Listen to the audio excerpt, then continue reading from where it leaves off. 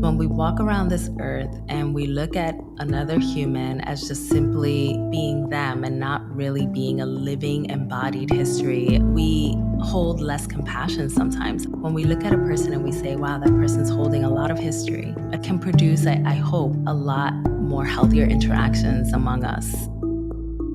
From To Be Magnetic, this is the Expanded Podcast with your host, Lacey Phillips. And your host, Jessica Gill.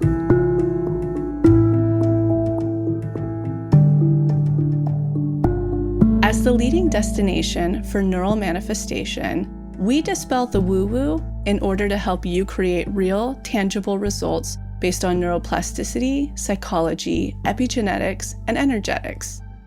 Our goal is to normalize the practice of manifestation and empower you to get into the driver's seat of your life in order to manifest the experiences, relationships, and things that most align with your authenticity. And by pressing play, the process begins.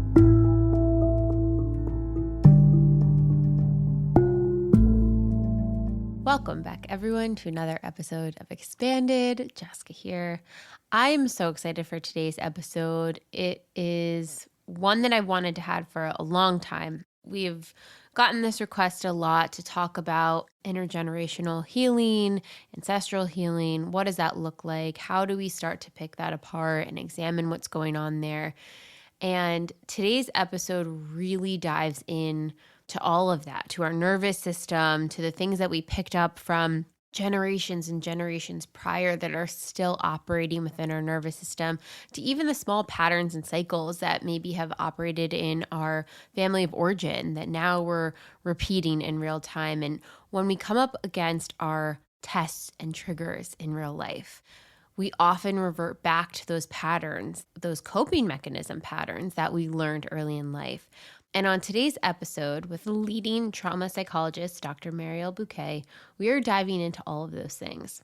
Now, if you haven't heard of Dr. Marielle Bouquet yet, I'm sure many of you have. You probably follow her on Instagram. She shares some incredible tools and advice and insight.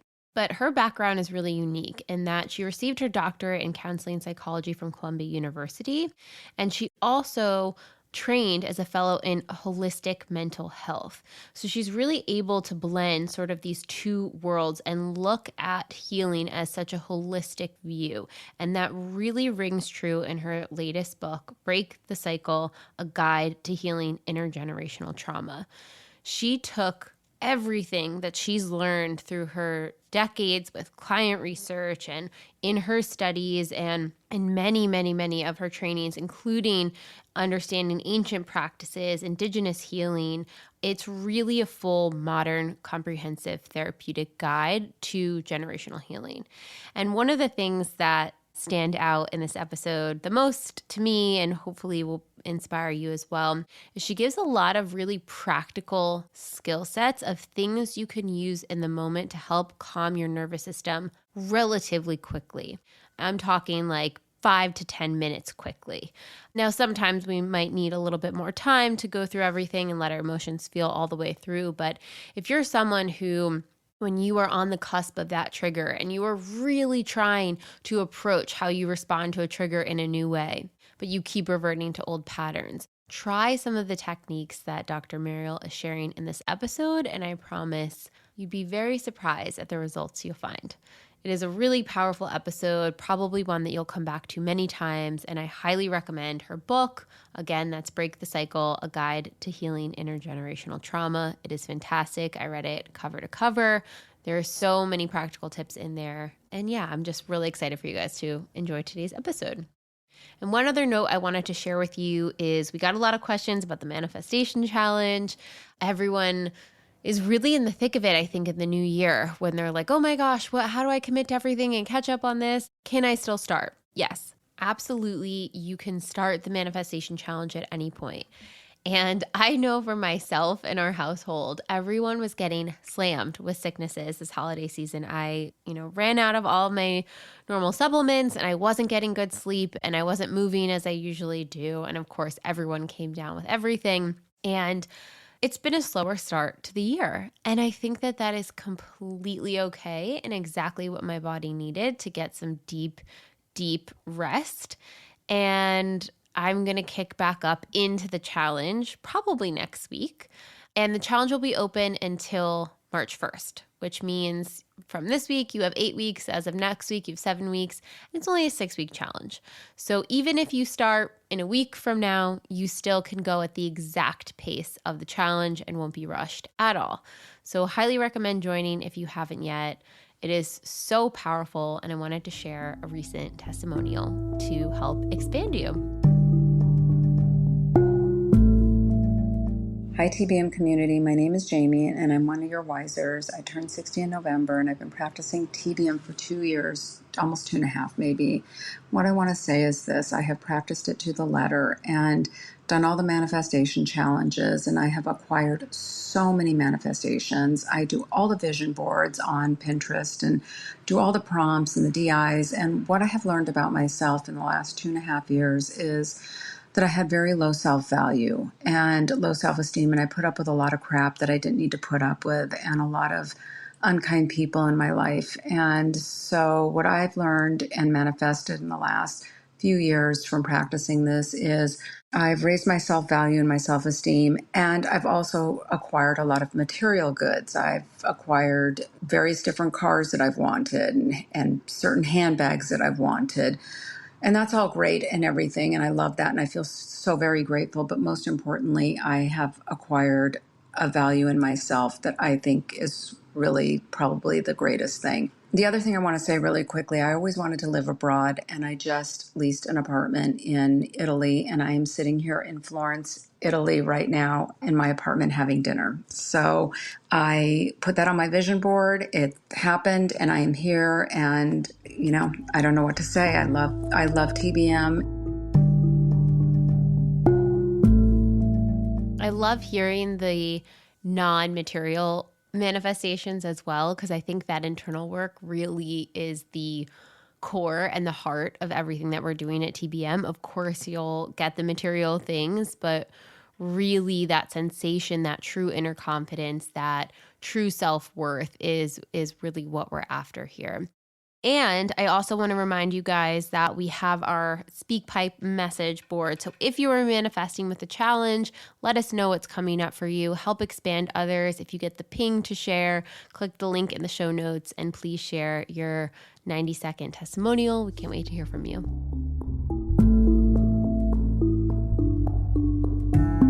And now a word from our partners.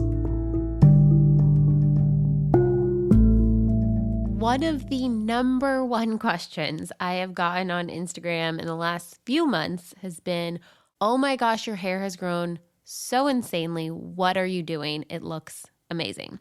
A, thank you. B, it's Actinaker. I'm telling you guys, once I understood that your scalp has a microbiome of its own, and when you can keep a healthy scalp, your hair can actually flourish and grow and be as healthy and shiny as possible. So Actinaker is a scalp care brand. They're absolutely science-backed, super clean. Their founder, Helen Reavy, is a board-certified trichologist who has really been studying and understand the scalp at a whole nother level and has been on this mission to transform hair care and really get to the root of what is going on with our hair so it can flourish. And two of the products I've been using the most in the last year, which I think have contributed to my healthy hair, has been their cold press scalp detox. You've probably heard me talk about it before. It is a little scalp treatment that I'll put on. Usually if I'm prepping for a workout, I might put it on and just leave it on 20 minutes. Or if I'm going to get in the shower in a bit, I'll put it on about 20 minutes before that. And it helps break down all of the buildup and impurities that is on your scalp. It is getting rid of anything that doesn't need to be there, old bacteria, things that are standing in the way of natural hair growth. And it is delivering vitamins into each of your hair follicles to help make them flourish. So that is a huge one. And then the second one I've been using is their BHA salicylic acid scalp exfoliator. I use this once a week. I am someone that has always had an oily scalp, no matter how much and how often I wash my hair or how little I didn't wash my hair. It's like a day goes by and then it was greasy, or even at the end of the day I showered, it was greasy, but not until this exfoliator treatment. So I'll use it, like I said, once a week. I'll put it on, leave it on for 20 minutes, and then hop in the shower right after. Really, I'll rub it in deeply. And this helps get anything that maybe needs a little bit more care, a little bit more to help rebalance your oil glands there and get anything that any loose flakes or any extra sebum or oil or anything that might be going on there. It's really going to support you in that regard. They have so many different products, any kind of hair type you have out there, they have something for you. I highly recommend checking them out. They are one of my favorites. And anyone that asks me, what is the hair system you're using? This is it. And we have a code for you all to get 15% off your orders if you use the code TBM15 at checkout. Again, that code is TBM15 at checkout. You can check the link in the show notes or go to actandacre.com to learn more about the company and the products that they offer. And I am so excited to hear about your hair care journey. Let me know how everything works for you.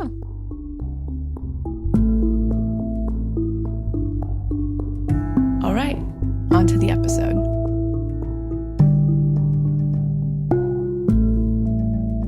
I am so excited and honored. It was so funny. I was looking back on our dream guest list over the past few years, and you have been on it since, I don't know, 2018, 2019, like such a long time. We're like, we have to figure out a time we can have her on. I've been following your Instagram forever, and we're so grateful to have you on today.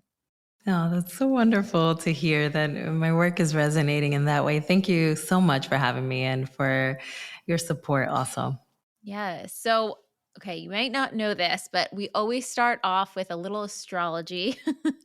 So, in case you know, what is your sun, moon, and rising? I actually know this because my cousin, Lisette, who's actually visiting me right now, she has actually helped me to learn that I am rising on a Virgo on all.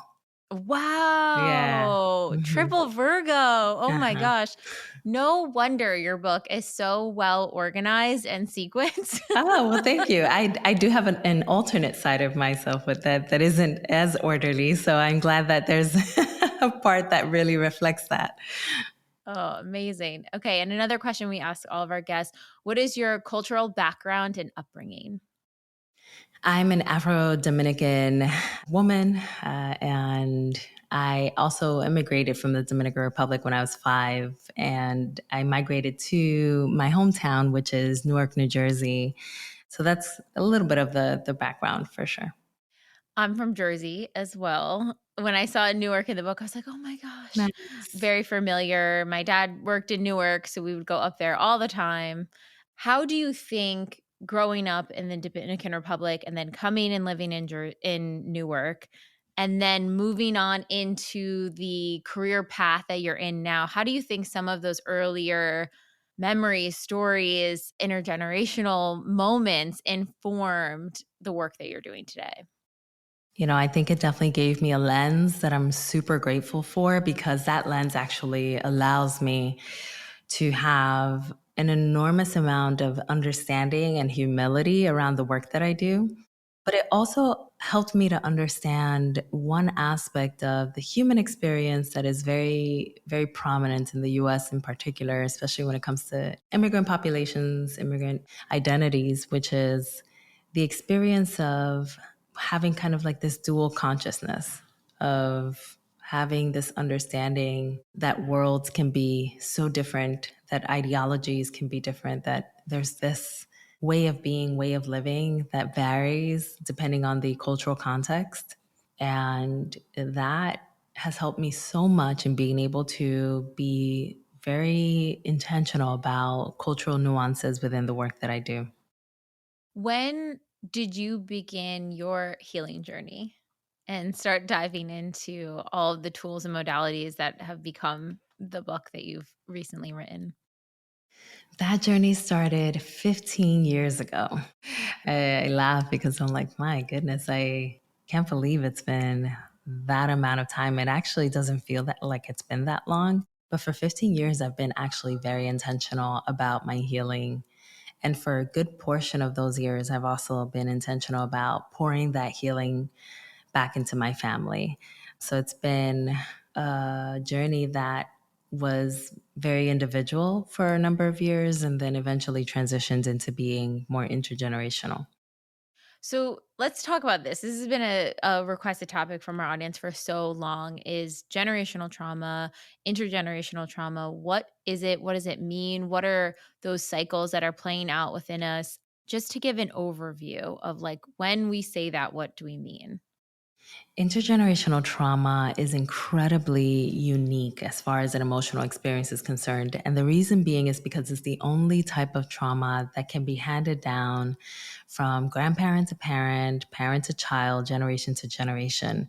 And it happens at the intersection of our biology, meaning our genetic expressions and also our cellular memory, the ways that our nervous systems are structured and continue to operate throughout life, and our psychology, which is basically anything that falls in the spectrum of the social experiences that we might have within our lives that then connect to the emotions that we maintain and keep. And those can be, as early as the very outset of life, us having potential misattunement with caregivers who may have themselves been in states of trauma. And then fast forward into perhaps our childhood, if we experience some sort of bullying or discrimination, if we went into our first set of relationships and those relationships were marked by toxicity and cycles of abuse, and we go out into the world and the world is, as unfair as the world might be, and there may be, a pandemic that we suffer, or,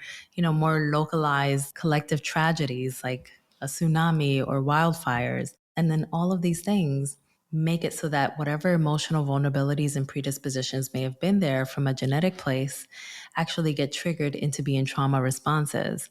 And if we are saying that we have, in essence, like a parent or two, grandparents, ancestors, that they themselves were in states of trauma, transition those genetic markers over to their children, which made those vulnerabilities plausible, and then those vulnerabilities got triggered into trauma responses into the next generation, the trauma itself would be intergenerational.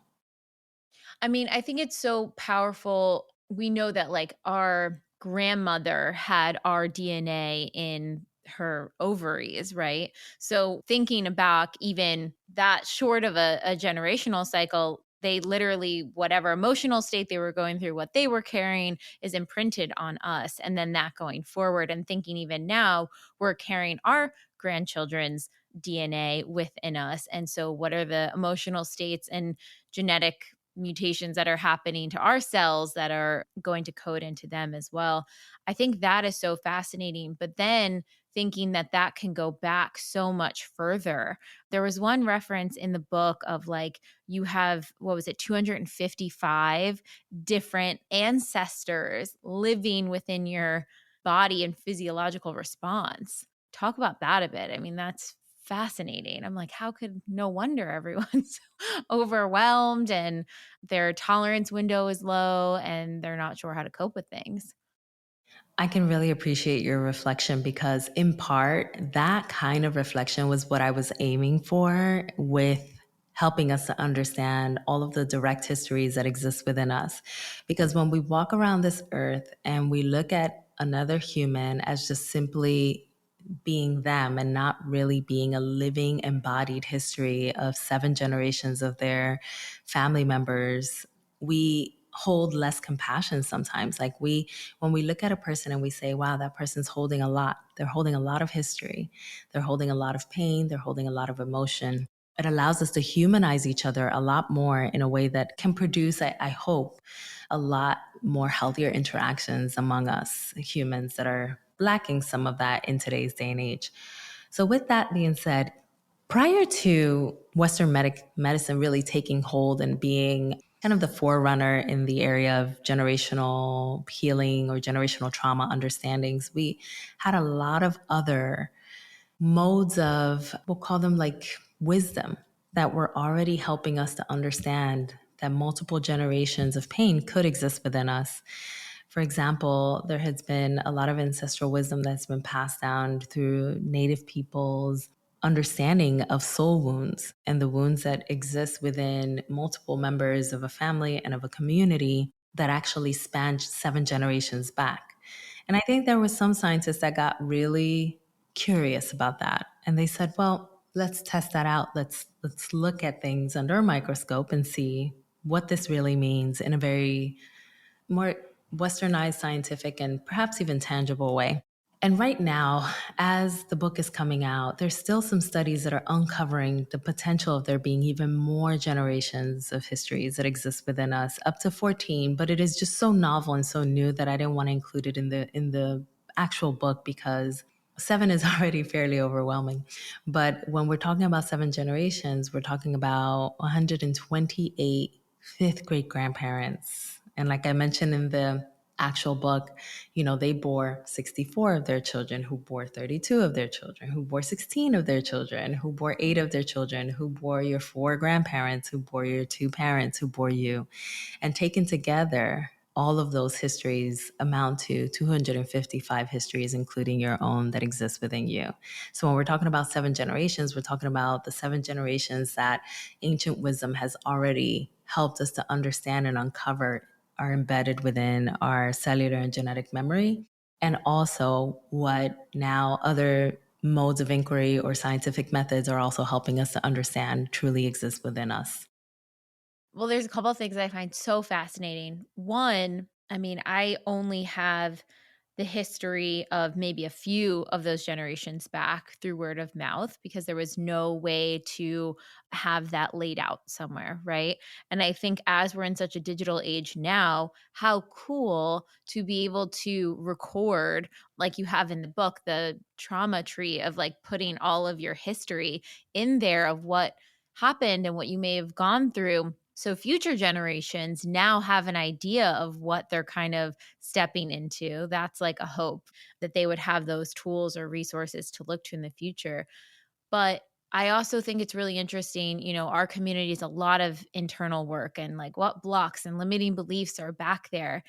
And to think that, yes, you can have limiting beliefs from your physical experience here, but you can also have a limiting belief based off of what you witnessed your mom go through or what your grandmother went through or what your grandfather went through, like having that stack up and understanding that even if it's not your belief to carry, it may be affecting your nervous system, how you're responding, how you feel when those situations arise around you.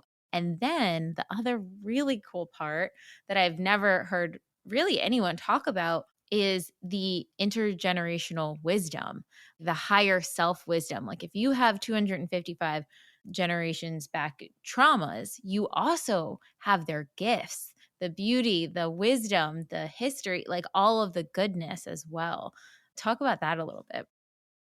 The beautiful thing about intergenerational wisdom and resilience is that it also can be mapped back, not just from a psychological place and like socially what you heard your elders say that would have been wisdom that would have been imparted onto you, the strength that they held through the adversities that they had to overcome that are reflective of the strength that is inherent in you.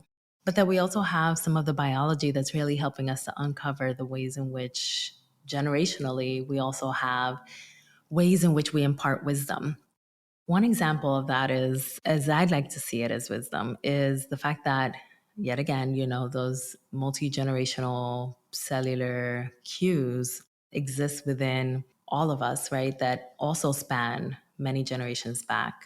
How I like to think about that is if an ancestor understood that a certain smell, let's say that there was a sweet smell and it almost emulated a rose, that smell would have indicated that there's a possibility that a predator might be present or that there's someone that is an unhealthy connection might be present.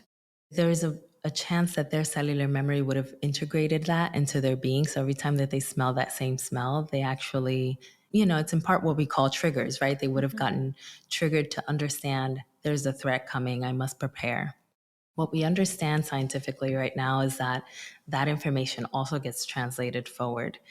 And in part, I like to look at that also as ancestors imparting their wisdom of, whenever you smell something sweet like a rose, just be alert, be mindful, because there's a possibility of danger being lurking around. And it's important for you to aim to protect yourself.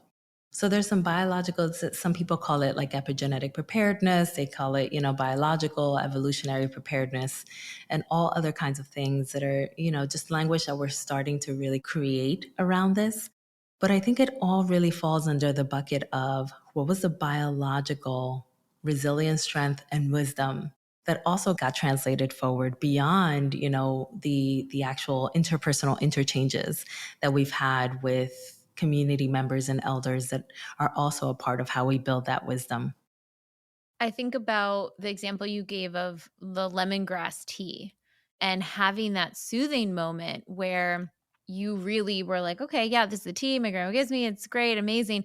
And then understanding, wow, it's actually really soothing to smell. And oh my gosh, there's all these anti inflammatory properties in it. And that wisdom was there the whole time, but maybe we didn't clock it at that moment, but our bodies clocked it, our nervous systems clocked it. And it's like, what are those little things that you have in your body and your nervous system that you can tap into? Yeah, there's so many. And the thing is that I believe that with this book, I will be able to hear more stories about those, because a lot of the stories that I have are the stories that I've heard within my own therapy room, the stories that I've heard within my own family, and then the stories that I hold within myself of how wisdom is imparted, of the things that, for example, with the lemongrass tea, the experiences that I've had around feeling so soothed, feeling so centered, and not really knowing why lemongrass had that kind of effect upon me. But finally coming to the understanding through the stories that my mother was starting to tell me about lemongrass tea, and it's the generational gift that it was within our family, that I started understanding why this scent produces this effect within me that makes me feel safe and calm and soothed and centered. Lemongrass is my thing, but there are so many others that are very specific to every individual that walks this earth. We all have a story or something. Should we have an opportunity to really sit with ourselves, sit with ancestral wisdom, and really tap into these, aspects of our generational resilience, like I feel like there's going to be a lot more that's going to burgeon from the people that read this book, that many more stories that we're going to have and examples that we're going to have about generational wisdom that lives in us and lives in our cellular memory. And I can't wait to hear what people have to say. I think it's cool too. I had this ping to do this a few years back, and I now, after reading your book, I'm like, I really need to do this, thinking of like going forward. But I would get like little hits of intuition around, and maybe that is that cellular wisdom coming forward. But I remember when I was really struggling to keep a strict workout regimen, and I was like really just kind of shaming myself on it and feeling disappointed and all these things. And I sort of prayed to my ancestors and we're like, what am I supposed to do? Like, I'm having difficulty committing to this practice. I know I feel good when I move my body. What do I do? And the message that came back was like, go on a long walk. You are designed to go on long walks. You don't need to do a million weights in the gym. Maybe you're having difficulty because that doesn't feel natural to you, and just go on long walks and start there. And now walks are like my sanctuary. Like, that is where I go to like release everything. And so I don't have the exact history, but I feel like in my bones, maybe they just really walked a lot. Like maybe they were gatherers, or, grabbed something out in the fields, or who knows what the story was. But that to me helps regulate my nervous system so much. I love that. I've been coming upon that same experience with gardening. I don't get an opportunity, given that I live in a very industrialized area and I don't have a lot of access to green spaces. But in my home, I do have a backyard, and I've gotten to pour, a couple little plants and herbs and things within my home.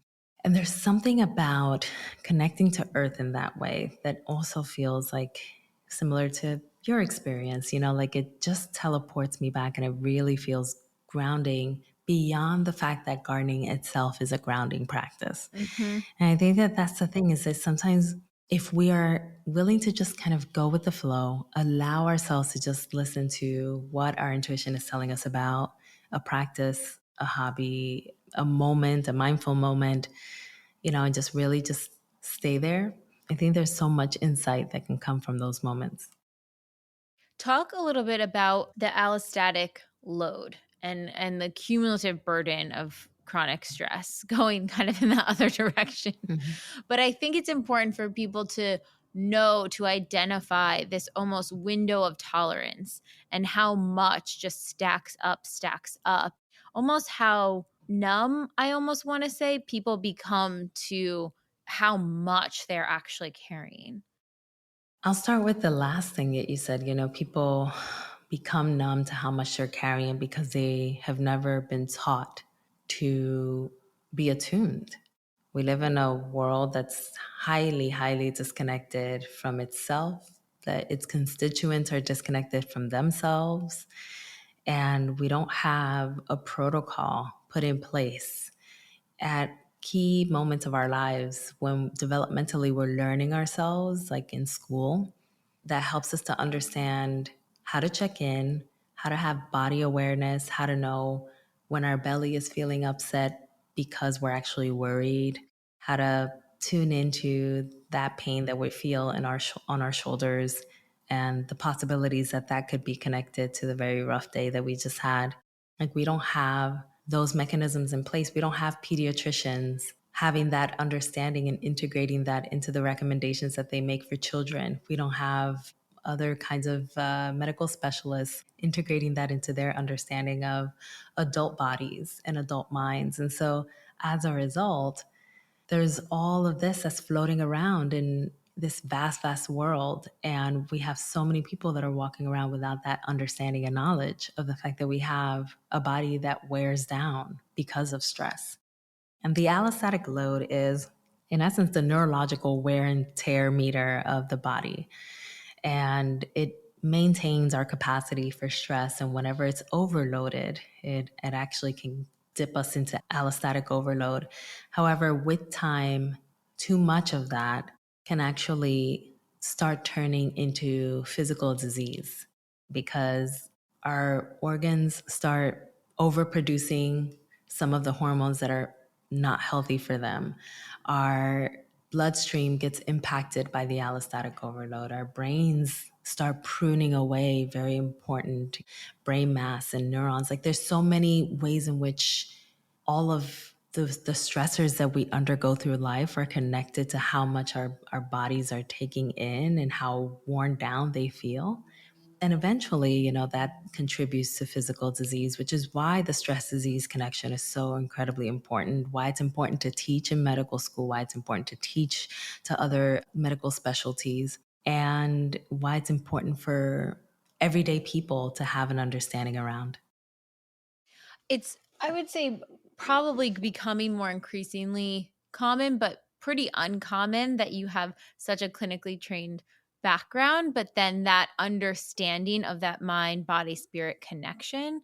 When in your work did you start seeing, like, okay, there are missing gaps here? Like, we need to go out and seek this or find this, because you've really collected an incredible work of tools that blends all of that in such a beautiful way. And I think that's pretty rare to find. It is rare. I actually felt like the weirdo in a lot of the clinical spaces that I occupied, and I felt like my perspective, it wasn't identified as like the kind of perspective that was shared by a lot of my colleagues in clinical spaces. And it's not necessarily their fault. It's the fact that they're trained. We are all trained that way. I was incredibly fortunate to have been trained under a 3-year fellowship in holistic mental health. And so it just happened to be that I got that lucky to actually have that clinical training that was incredibly robust, that was very long-standing, and that allowed me an opportunity to play multiple roles that were almost unheard of for a student to ever enter. I was actually still a student in training and going into different medical specialty clinics to actually give not only holistic therapy to the patients that were a part of that medical specialty clinic, but also to give training to the clinicians, to the physicians, OBGYNs, cardiology, gastroenterologists, like so many different specialties of medicine that I was actually connected to, and training individuals that were already fully trained and decades into their work on the implications of stress upon the health of their patients. So it was something that was so unique. And so I feel like the same with psychology. I feel like this field found me. I feel like holistic medicine found me.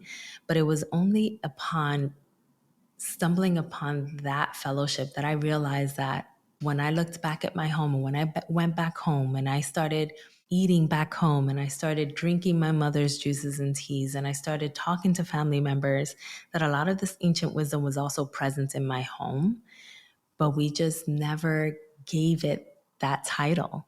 We're living our lives having the understanding that these are the things that we know. Just now I was talking to my cousin and her partner, and we were talking about oregano oil and utilizing that, and the uses that they have for oregano oil. And that's wisdom that they understand and they know is important for their health.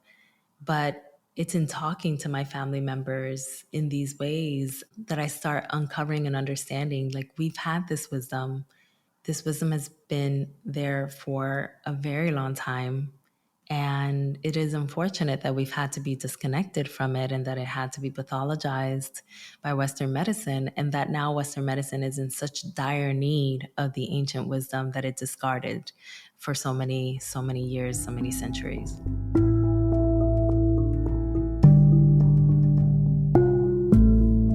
There's magnesium and then there's mellow.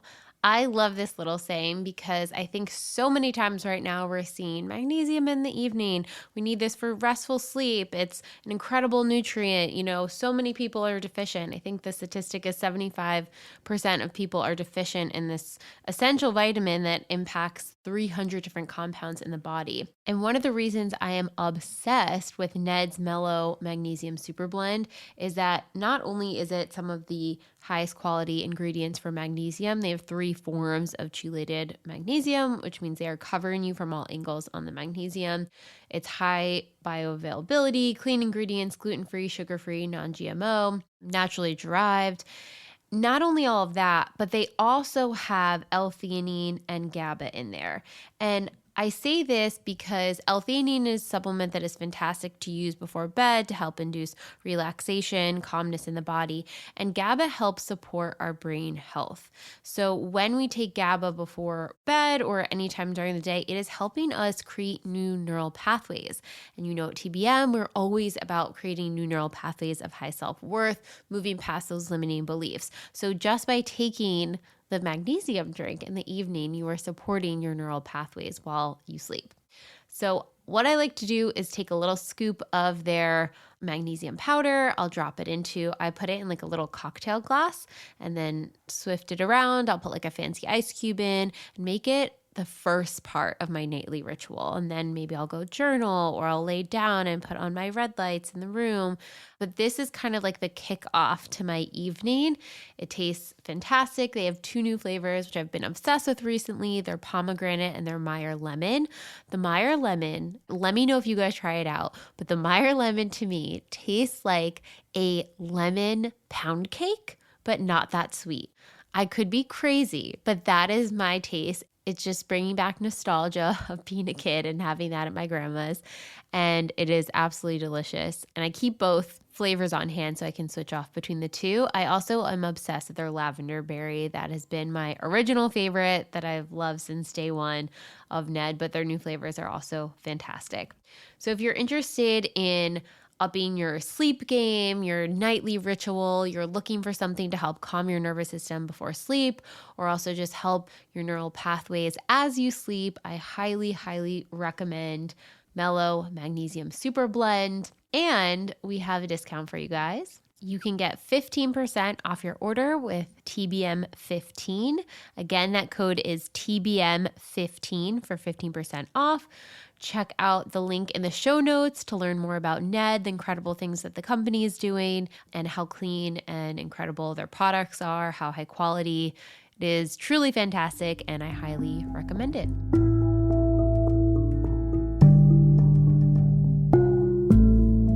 What are some other tools that people can go to when they find that intensity, that stress, that pressure has mounted so much.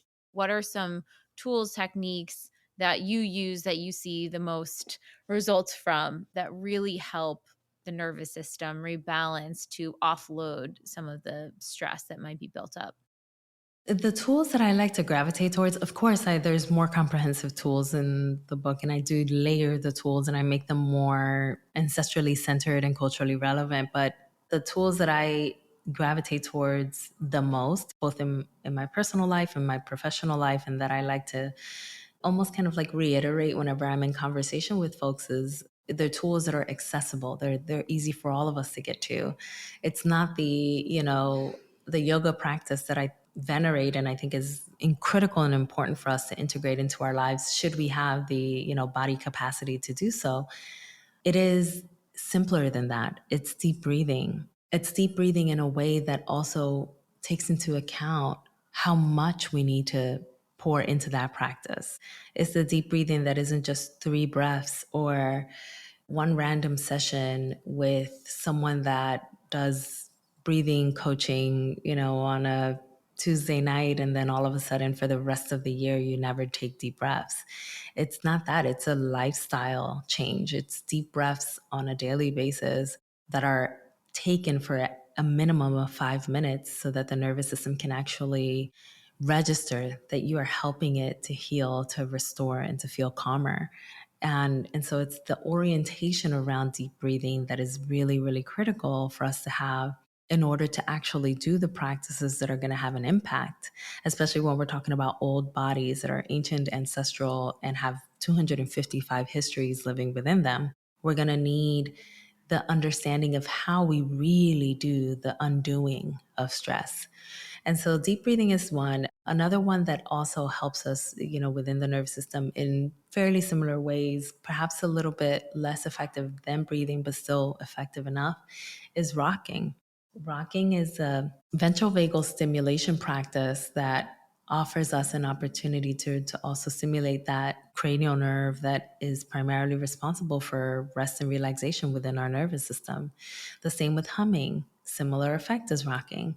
And so we have these practices, breathing, humming, rocking, that are fairly accessible to most humans, breathing being the most accessible. That actually helps us to have in our back pocket tools that we can access when we're catching the bus, when we're in between meetings, when we're waking up, when we're going to sleep. And we don't have to worry about, did I schedule that yoga practice? Did I schedule that sound bath meditation in the studio for a week from now? We actually get to do this work on a daily basis and do the reparative work that our body needs at the pace that it needs, which is on a daily basis. So, okay, I'm like forming a picture in my head in an ideal scenario. And I know it's going to be different for each person, but it kind of is like a two-pronged piece where it's like someone has to be aware when they're reaching a threshold. They have to clock like, "Oh, yep, I'm noticing that's coming up," that emotional awareness that we want to bring. And then it's having the habit to do the deep breathing, to do the rocking, to do the humming in that moment.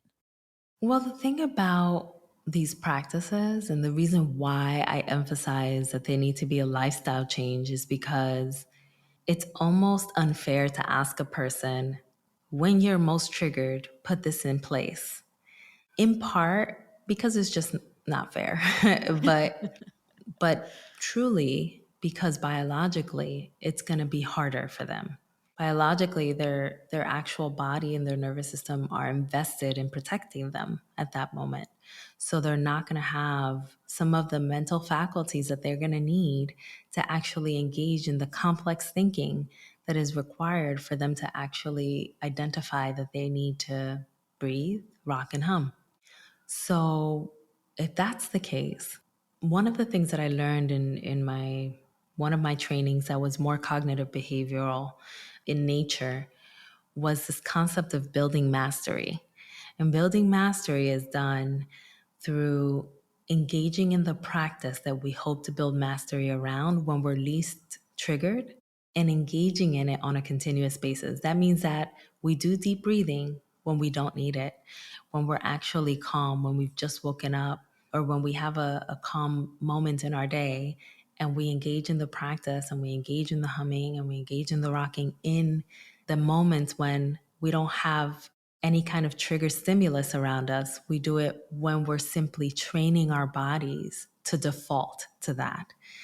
When we need it, then we would have easier access to the tool because it's just become so prominent in our thinking. Oh, that is fascinating. If you think about habits too, if you only did one habit as sort of I don't want to say as a punishment, but if you're in a bad state and then you do the habit, like it's not going to stick as much as, oh, I feel good. I'm going to continue feeling good by this breathing exercise or humming or rocking. I think that's so fascinating. And even, it's the top of the new year. I think so many people have so many goals and intentions. It's like if you can just make it really simple and have your goal and intention to just start doing those little things that you can integrate in your day to day, oh my gosh, that would be incredible.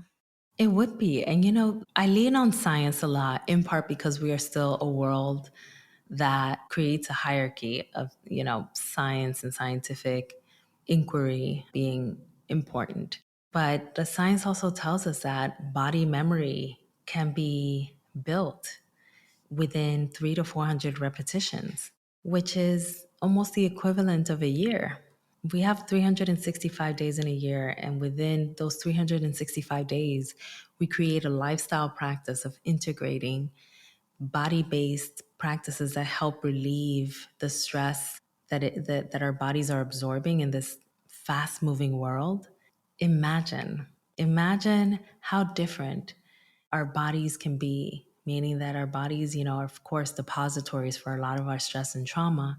Imagine the difference that a year can make in engaging in these kinds of practices. I think it's something worth considering at the very least.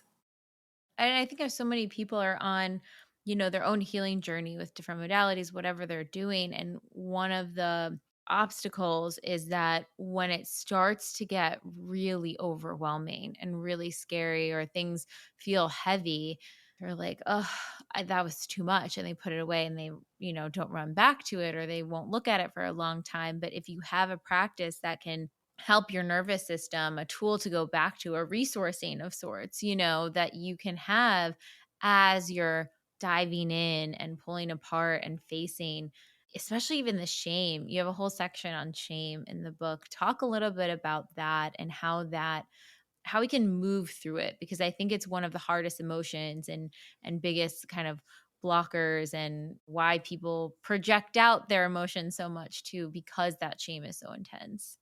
Yeah, shame actually happens to be one of the biggest, most prominent, and most powerful and most debilitating emotions associated with trauma. It is why a trauma protocol needs to embed a very comprehensive analysis of the shame that exists within our family lines, the ways that that shame has been translated forward, and the ways that we start healing the shame that exists and disrupt that shame cycle. It is the kind of experience that can be very suppressing. In addition, shame can also be suppressing to the point of causing physical ailments. And so, through and through, mind, body, and spirit, shame is like deafening. It creates a deafening of the spirit. Our bodies wear down, our minds become constricted to shame. And so I felt it very important to specifically and holistically focus on shame and the ways in which we need to shed the shame of the past in order to transition into a future that's lighter. Because if you think about shame, at the very least, if people don't experience shame, I don't know who wouldn't, but if somebody is, in a milder form of shame and embarrassment, think about when embarrassment is lifted. How do you feel? Lighter? The antithesis to shame would be pride, right? So you feel proud, you feel like you can show your face and exist as you are. There's so much that shame takes away from us that I find it to be so critical to go into a space where healing can exist and can create that lightness for us, create that experience of like shedding the shadows and leaving shame behind. And it's a process. It's a process that includes a lot of the practices that I offer, within my practice and book. It means that we continuously work on the ways that shame has threaded into our lives. And it means that we say goodbye to shame in a very explicit way. Talk about the still method. I think this is like incredible and so helpful for people who are just going through a lot, pulling back their history and their traumas and everything that they've gone through too. Yeah, and still is yet another technique that involves that concept of building mastery. Still is a technique that I integrated into my work and into the book as a way to help us to work with triggers, but work with triggers also in a proactive way. And still is an acronym because we love acronyms in psychology. And it stands for stop, temperature, inhale, lay, launch.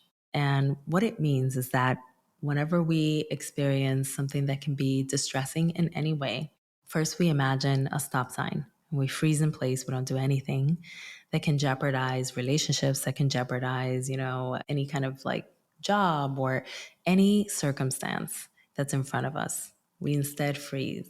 We go somewhere where we can have access to cold water. Maybe it's a bathroom and splash cold water on our face, or just allow cold water to run on our hands. If we have access to a fridge, grab a piece of ice. Anything that can actually get us into a part of our bodies to feel a sense of cold.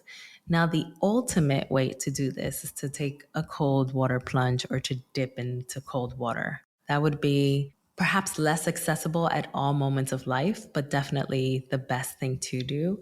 And the reason why we introduce cold temperature in this way is because it actually helps us to release endorphins that can help to increase our capacity to be calm in the moment. Beyond that, we have to inhale, meaning take those deep breaths in the ways that I noted, not just 3 deep breaths, not just one, but 5 minutes worth. Lay is meaning you just exit the space that you're in. If you have the capacity to do that, go lay down, sit down somewhere else, just distance yourself from the situation until your nervous system has gotten a chance to catch up to itself, until you've taken those deep breaths, until you've actually engaged in, some of that cold water stimulation. And then launch is the final step, which is a re-engagement back into the situation. So it's coming back into the conversation, coming back into the circumstance, but this time with a nervous system that feels more settled. And if we practice this time and again, you could just be literally like in your living room, no one's around you, and you can say, you know what, I'm going to practice still right now. I'm going to go imagine a stop sign. I'm going to get some ice and hold ice in my hands for a minute. I'm going to inhale for 5 minutes. I'm going to go sit down and like map out a place where I can sit if I ever feel triggered. And then that I'm going to enter circumstances differently. And it's something that we can build mastery around. So when the circumstance does present itself, like just recently, a lot of people were in those family dinners, right? Mm-hmm. Then you have an opportunity to more readily come to the skill. I mean, this is so powerful and accessible. It's funny, my therapist told me years ago to I have like an ice roller. She's like, roll the ice roller like over your forehead. So like whenever my partner and I get in an argument, I'm like, hold on, wait a second. Like, let me grab the ice roller. I need a second before we finish this conversation. And it really does work. I mean, it's the same thing when you jump into like a cold ocean. Your whole body is like, whoa, where are we? What's happening? Whatever loop that you're stuck on, it freezes it in its tracks and gets you back to the present in your body. Indeed. And there's so much for anybody who out there who's actually taken plunges in that way, you know exactly what we mean. Mm-hmm. I absolutely hate the cold. Yeah, same. I I hate it. I hate cold water. Actually, in the Dominican Republic, cold water showers are typical even today. It is dreadful to me until I took a cold water plunge inside of a pool that was 61 degrees. And that's not even as cold as it can get. I didn't understand why people did this. I felt like everything in my body just opened up. it felt so otherworldly. And that was because a lot of my hormones they were being activated in this very profound way with this stimulation. And of course, I went from hot water to cold water, so which is also advisable in order to kind of produce that effect. And so because I did that, I got the ultimate effect. And I was like, this is what people are saying about nervous system stimulation and the ways in which we can like experience this like wild ride of emotions, like you in a good way. I had been talking about cold water stimulation explicitly and exclusively by way of having learned about it in my own training. But it was like a skill that we would actually have, especially the kids do, adults too. But it was like with kids, sometimes they would get a bit triggered just internally, like they would experience shame in like our group therapy. And then as a result, whatever internalized experience they were having, they would feel flushed. And we would actually go and do cold water stimulation by going to grab we had these like plastic ice cubes, the kinds that are reusable, and those we would freeze and then we would bring them to the teenagers is whom I worked with in that setting. We would bring it to them and they would hold the ice cubes. And I learned about that practice and I learned of its utility and I saw how it worked. And I was like, that's fascinating. And then I mapped that to the cold water plunges and the ways in which these are kind of like similar practices, just in different intensities. And all of that started informing how I started developing the skill of still, because all of the ways in which we can then re-engage into an interaction and make it a healthier interaction, I was all about that, right? And so I was like, well, what are the things I've learned work and what are the things that I have seen with my very eyes work? And so a lot of it really came from, that work. I love that the last step of it too is the launch, to re-engage back into it, because I think that is where really the real healing of whatever the moment was triggering can happen. So you think about a conflict, you get in a fight with a family member or a partner or whatever it is, and it triggers something within you that you're like, how could they say this or do this? Or how could this, how could they be acting like this? And you get flooded. You calm your nervous system, you come back. Now, from that sort of clarity of a grounded nervous system, how can we set up boundaries for each other? How can we express our emotions in a way that we're not projecting or accusing or using any abusive, hopefully not, words or behaviors towards the other person? How do we take accountability for that? Pause, and then we can have a real actual healing moment. Yeah, the purpose is to always come back to connection. It's to always re-engage.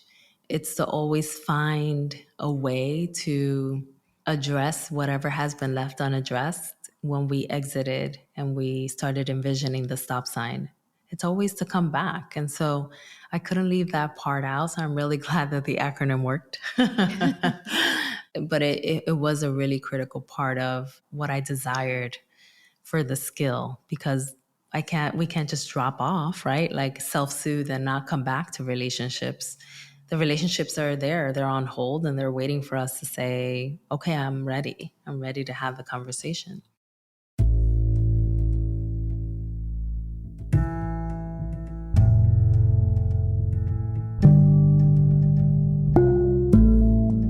There's so many people out there settling for unfulfilling relationships, or people who are stuck in toxic jobs, living in places and spaces that don't inspire them, and especially people who feel like they'll never be able to afford the things and the life that they truly desire. How do I know that?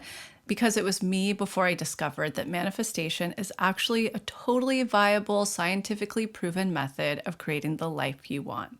I'm Lacey, I'm the founder of To Be Magnetic, and if you're not familiar with us, we at TBM offer workshops that teach you how to manifest literally everything, from love to money to career to beyond.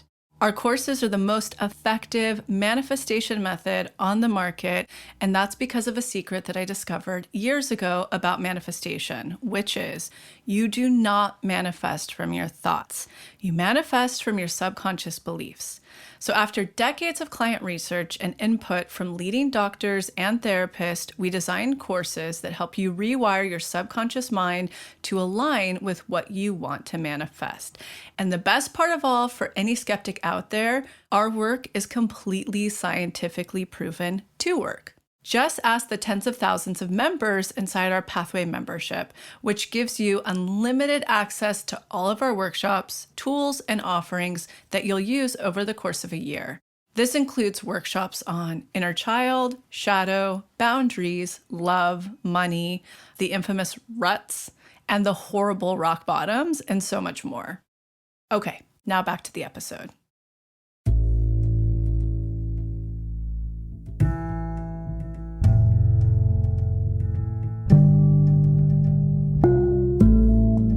I imagine as someone's going through and understanding the traumas that they've picked up from family, both psychologically, biology, all of those things, and then also their own traumas, that there are some boundaries and changes that are going to happen with their family members. How do you see, you talked about some really beautiful healing moments within your own family and other people trying to have those healing moments with their family.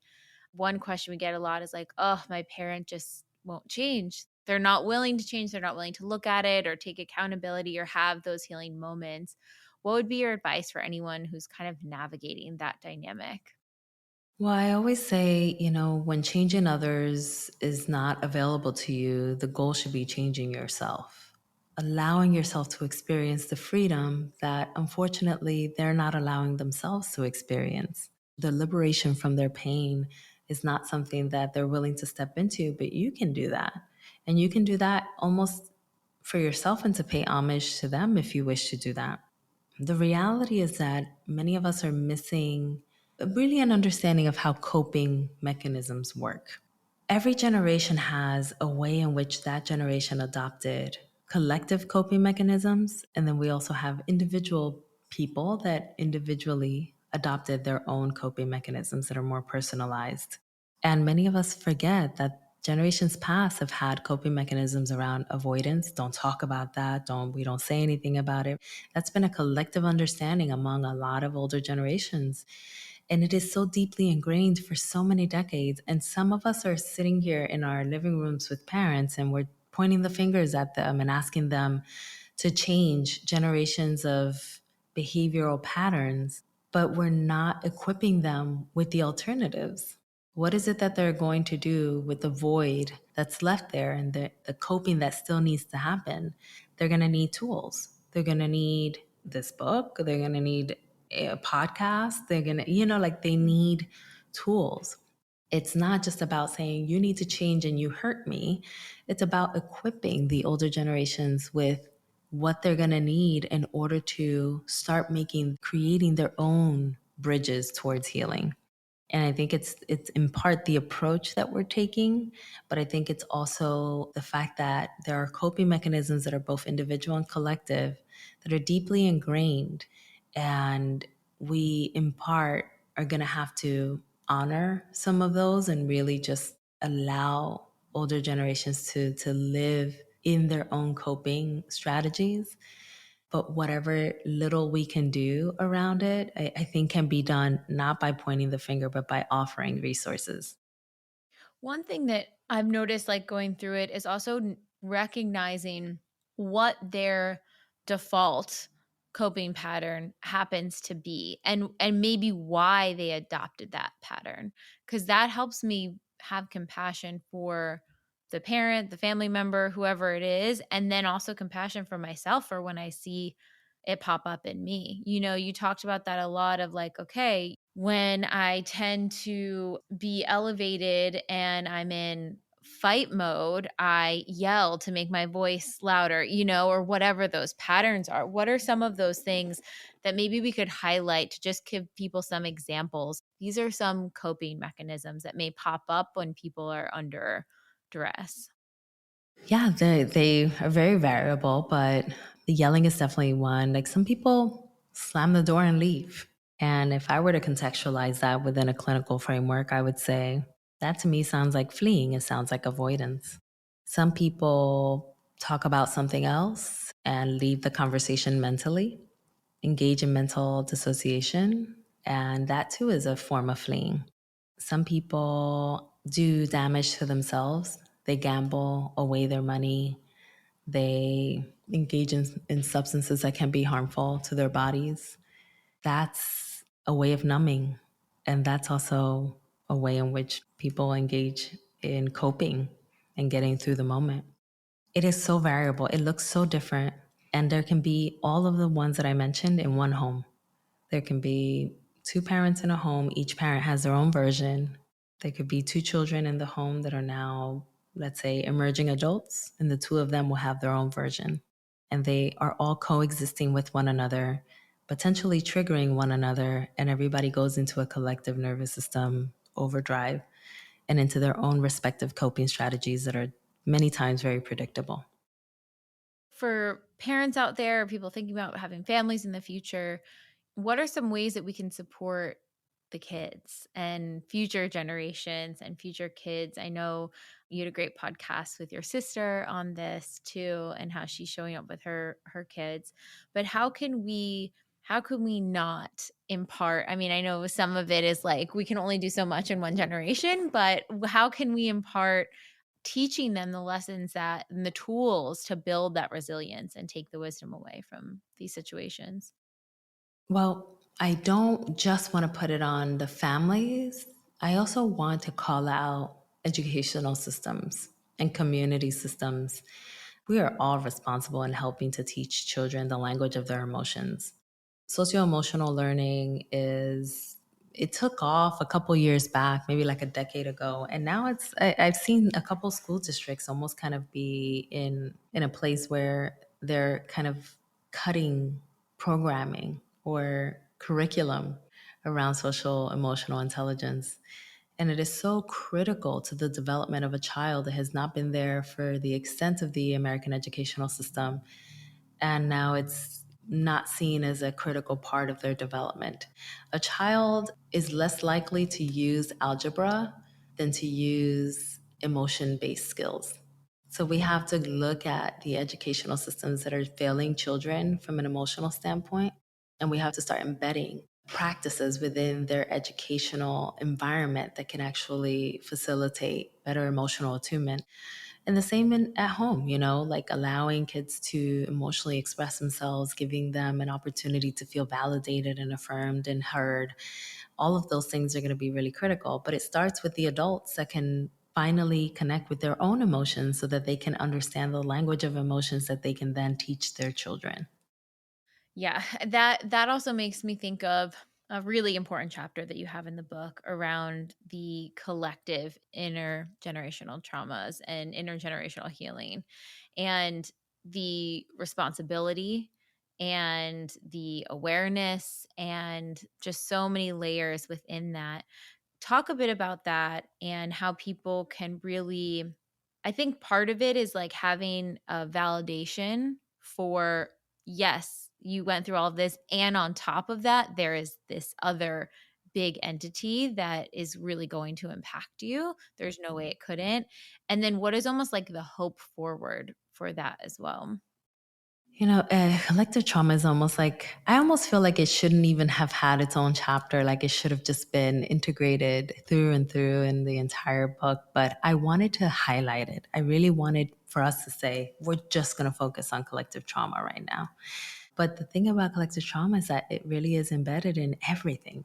There are institutional practices, policies, laws that continue to assail the bodies of really mostly women, mostly people with uteruses, is a way in which trauma continues to perpetuate into our homes and creates adverse health consequences for any individual that is in a predicament in which, their bodies are monitored and under the control of the state.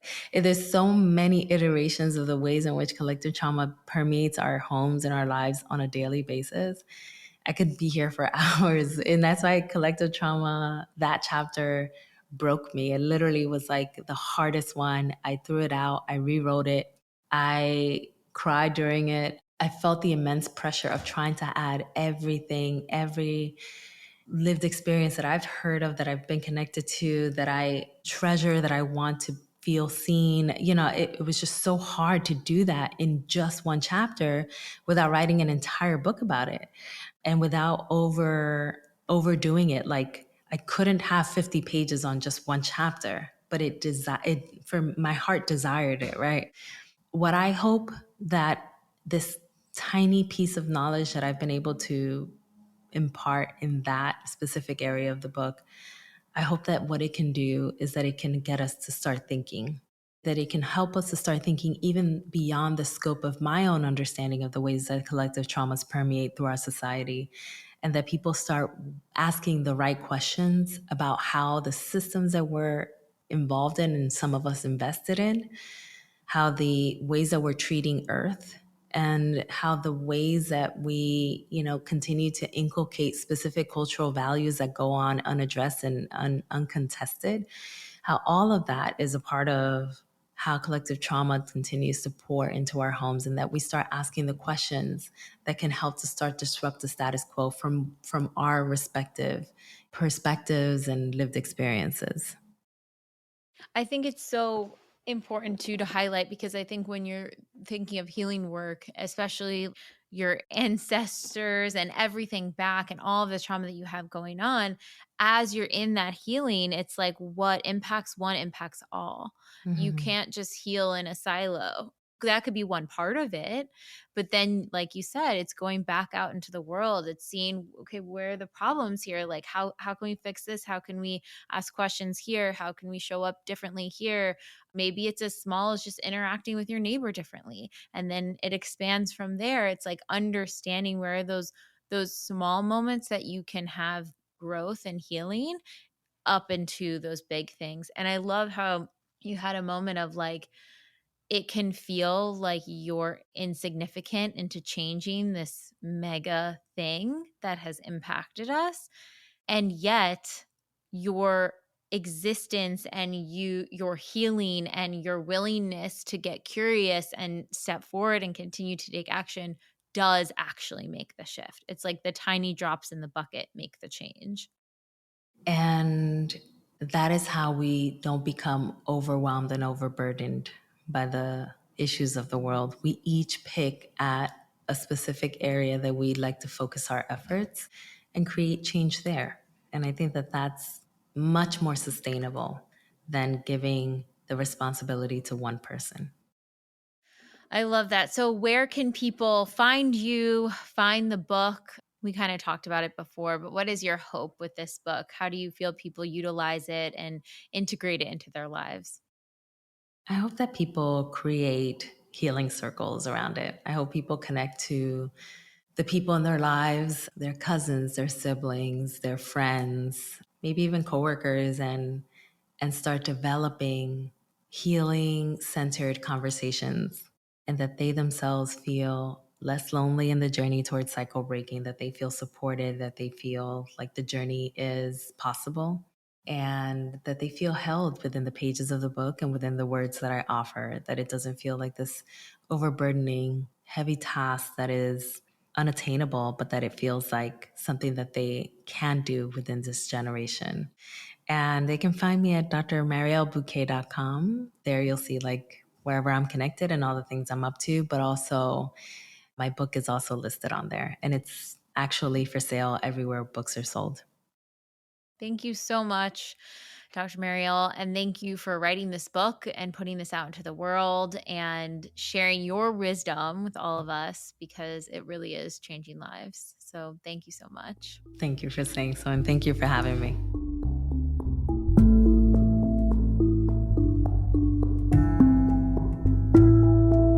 I hope you all enjoyed that episode as much as we did. And if you're starting to get a feel for this To Be Magnetic manifestation process but aren't completely sold yet, let me point you to some of our free offerings.